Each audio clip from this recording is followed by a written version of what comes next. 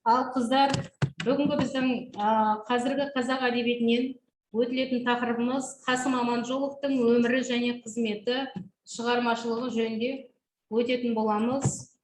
Ал Қасым Аманжолов ұлы отан соғысы жылдарынан кейінгі әртүрлі тақырыптарда қалам тербеткен жазушылардың бірі.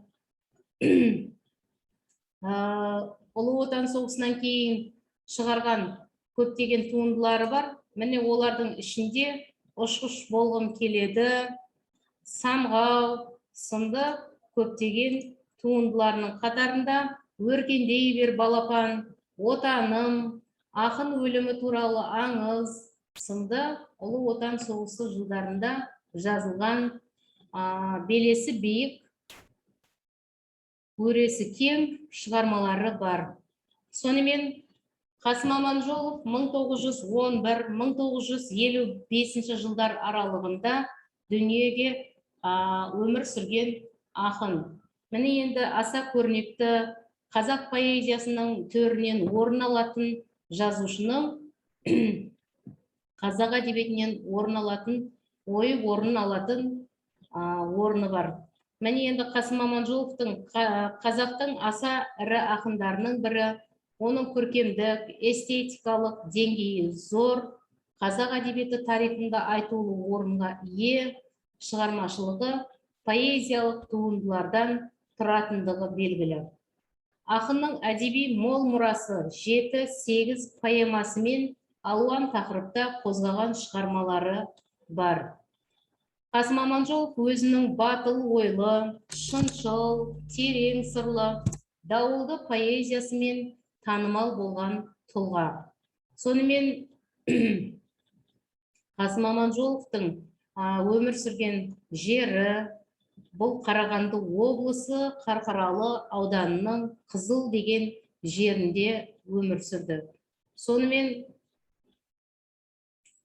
жазушының әкесі жас кезінде дүниеден өтті. Оның барлығы есінде қалған жазушы, қалам тербеген, қаламынан туған шығармалары да ата-аналарына арналған туындылары да бар. Міне енді 1924 жылы ағасы Қасымды Семей қаласындағы интернатқа береді. Міне енді сол жерде білім алып, тәрбие алып, өмірлік жолына қадам басады. 1930 жылы Алматыға келіп, біраз уақыт қазақтың Лениншіл жас деген газетінде баспасөзде қызмет атқарды. Ол кезде де қысқа әңгіме жанрының шебері болды. Нәтижесінде әңгімелері, көптеген поэзиялық туындылары сол жерде жарық көріп тұрды. Қасым Аманжоловтың көптеген туындыларының ішінде Махамбетке, Абай поэзиясының көркемдік табиғатынан суысында соның негізінде жазған 7-8 буынды өлеңдері бар. Сонымен Қасым 30 жылдардан кейін Пушкин, Лермонтов, Шевченко, ағылшын әдебиетінің өкілдері Байроннан, Маяковскийден шебер аудармалар жасады. Бұл аудармалардың өзі қазіргі таңда мектеп оқулықтарының 5 пен 11 сынып арасында оқулықтарға қосылған. Міне енді бұл аудармалары арқылы Қасым Аманжоловты біз қазақ әдебиетінің ғұлама жазушысы, көрнекті қайраткері, сонымен бірге аудармашы ретінде де тани аламыз. 1939-1940 жылдары ақынның өсу жолындағы елеулі кезең болды. Бұл кезеңде Нартәуекел, Бурабай толқындары, Дауыл, Көкшетау, Орамал, Сұлтанмахмұт туралы, Өз елім, Ғашық едім қайтейін сынды лирикалық шығармалары жарық көрді. Сонымен біз ақынды лирик ақын ретінде де тани алады екенбіз. Ақын 1941 жылы армияға шақырылып, Соның қарсаңында сол кезеңдерде мазасыз музыка, қоштасу, Бейсекештің бес ұлы секілді әсерлі сыршыл әңгімелерін жазып шықты. Бұл туындылардың барлығы қазақ әдебиетінің оқулықтарында жарық көрген туындылар болып табылады. 1941-43 жылдары қиыр шығыста болған Қасым 43 жылы батыстағы майданға ауыстырылып, содан соң соғыс аяқталғанға дейін қанды қырғын қып-қызыл өрттің ішінде намыскер ақын соғыс ардагері де атанды. Сонымен Орал, Сарыарқа, Байкал, өтіп бара жатырмын тәрізді Қасымның түрлі поэзиялық туындылары дүркін жарық көрді. 1946 жылы 26 өлеңі жарыққа шықты. Солардың ішінде достар, туған жер, құрбыма, сауыншы жеңгейдің жыры сынды. Сонымен бірге күйім тасып барады, домбыра, май келді сынды өлеңдері жарық көрді. Оның барлығы ақын үшін өте жаңағы биік белеске көтеретін жайттың бірі болып табылатындығы белгілі. Ақын 1947 жылдан бастап сырқатқа шалдығып, соның өзінде ол жылы 10 шақты өлең жазып, ол өлеңдердің жинағы біздің дастан деген жинақта жарық көріп, Лермонтовтың Маскарад драмасын, Твардовскийдің әйгілі Василий Теркин атты ұзақ күрделі поэмаларын қазақ тіліне аударды. Сонымен 1948 жылы да Қасым көп шығармасын жазып, соның ішінде Дауыл атты жинағы жарық көреді. Ол туралы үлкен ақын, үлкен әрі поэзия білгірі Әбділда Тәжібаев Социалистік Қазақстан газетінде Дауылды жырлар деген мақала жазып, аса жоғары бағалайды. Сонымен Қасым Аманжоловты Әбділда Тәжібаев 20 ғасырдың соңындағы жазушыларымыз өздерінің жақсы жоғары биік бағаларын беріп өтеді.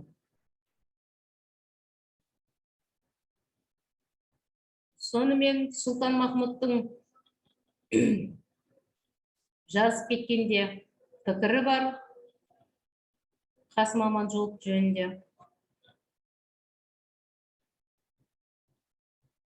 Жалпы Қасым Аманжоловтың көптеген өлеңдері бар. Міне енді өлеңдерінің өзі, міне Ғалиға деген Қасым өзінің туған даласына жазған өлеңі.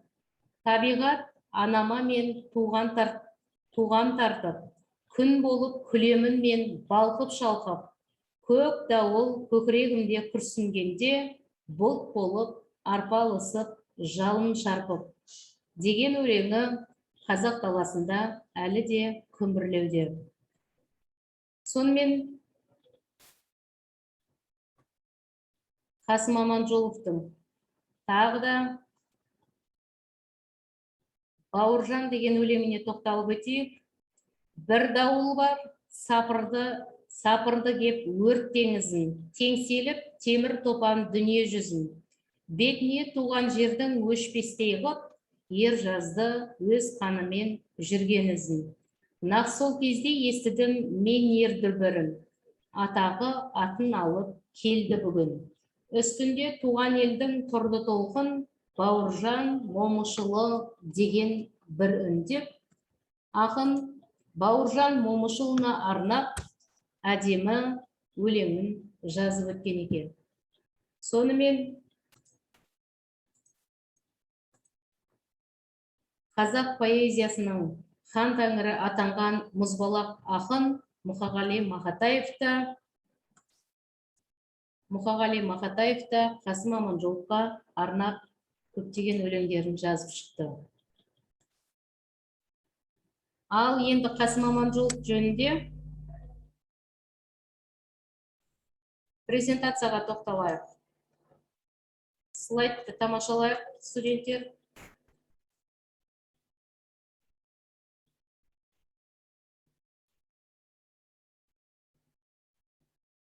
Ал ақын Дара тұлға, лирик аудармашы 1911-1955 жылдар аралығында өмір сүрді. Небәрі 44 жыл ғана ғұмыр кешті. Қасым Аманжолов міне көркем аударма өнерінің ең үздік шебері атаныпты. Батыс шығыс поэзиясын, олардың лирикалық өлеңдерін, поэма дастандарын қазақ тіліне зор шабытпен аударған дара тұлға.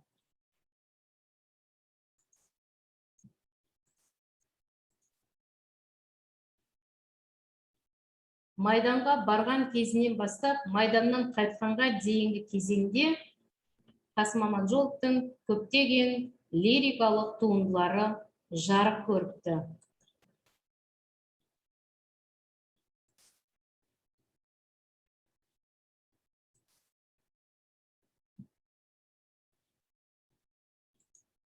Сонымен денсаулығына байланысты оқуын әрі қарата ұната қоймағандықтан, бірер жылдан кейін елге оралып, Орал қаласында екпінді құрылыс газетінде қызметке орналасып, жас ақынның көптеген өлеңдері тағы да дүркін жарыққа шықты.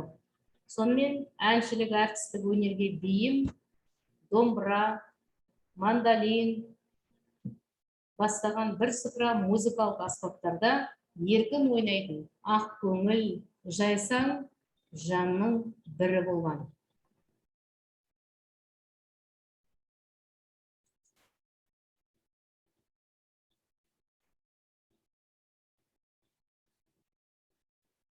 Видео көрініп тұр ма, қыздар?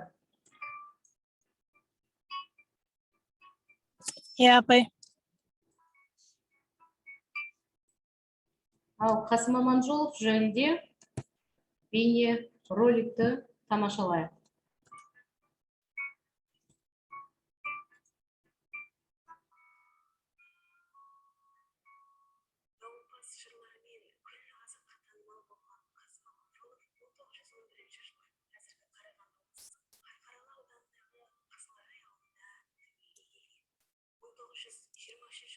Қасымды ағасы Ахметжан Семейдегі бастауыш мектеп интернатына түсіреді. Мектептен кейін Қасым Семей мал дәрігерлік техникумына оқиды. 1930 жылы Алматыға келіп, лениншіл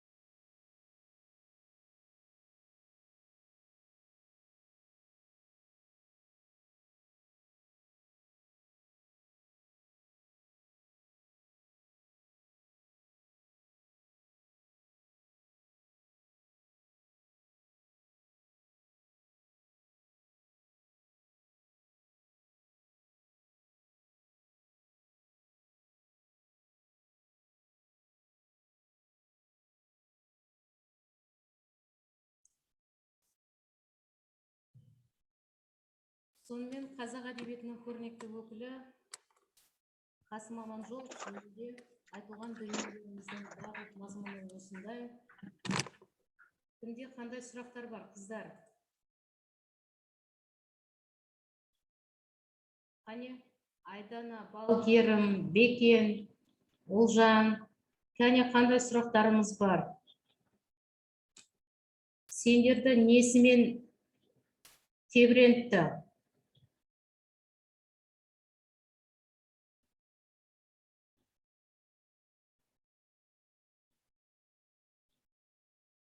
Қане, қайсымыз сөз аламыз? Қыздар, балдар?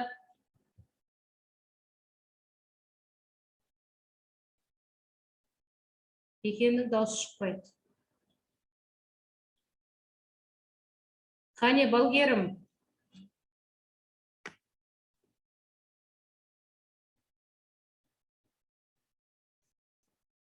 Жақсы, сабақ егер түсінікті болған болса, сабаққа арналған презентация, видеолар тиімді болса, бүгінгі сабағымызды аяқтайық.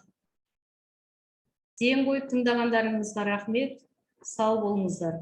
Үйге тапсырма Қасым Аманжоловтың өмірі жөнінде, шығармашылығы жөнінде